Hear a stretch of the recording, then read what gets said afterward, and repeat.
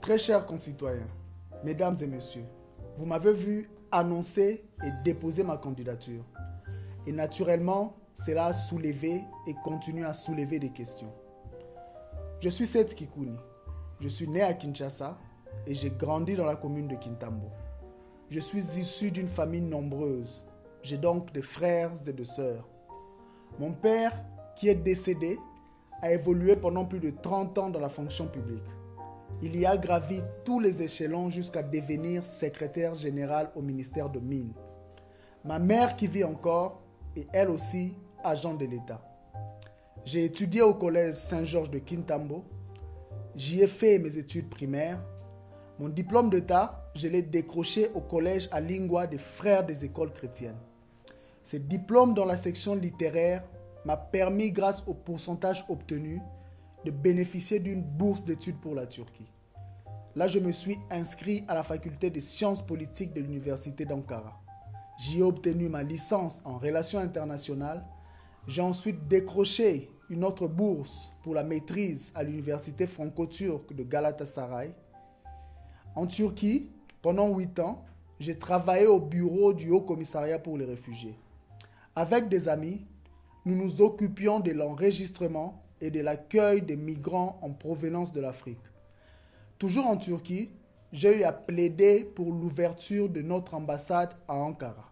En 2011, déjà doctorant, je quitte la Turquie pour rejoindre l'université de Pretoria en Afrique du Sud, comme chercheur en relations internationales et en études culturelles. En Afrique du Sud, je travaillais pour une firme multisectorielle.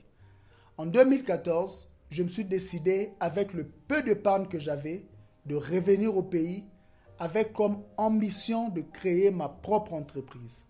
J'avais la détermination d'en faire un grand groupe.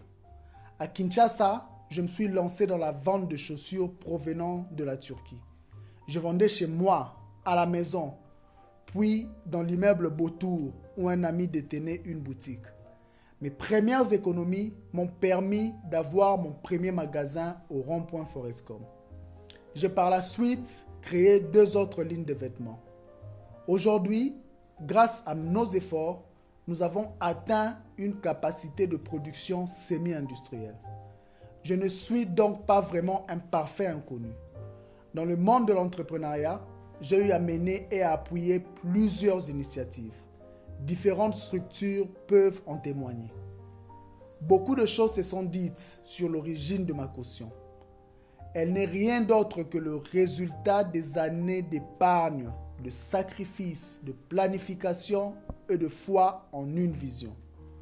Une vision consistant à créer le profil d'une jeunesse compétente, capable et en mesure de se prendre en charge pour la relève dans un Congo qui produit et grandit en produisant.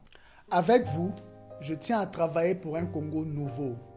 Un Congo où plusieurs jeunes, pourquoi pas de mon âge, seront en mesure de créer de l'emploi et d'épargner 100 000 ou même 200 000 $ pour une cause noble.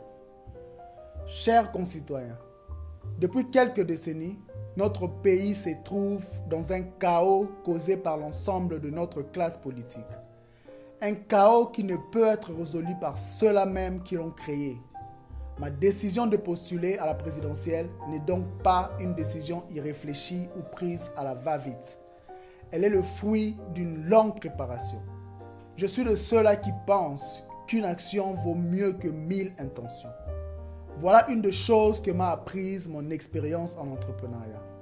Si nous voulons le renouvellement et le rajeunissement de notre classe politique, il nous faut oser. Il nous faut lever l'option d'une candidature de rupture. Et je veux être ce candidat. Nous n'allons plus laisser notre destin entre les mains d'un petit groupe de gens. Cette candidature est donc la nôtre. Unis, nous ferons mieux. Tel est notre slogan.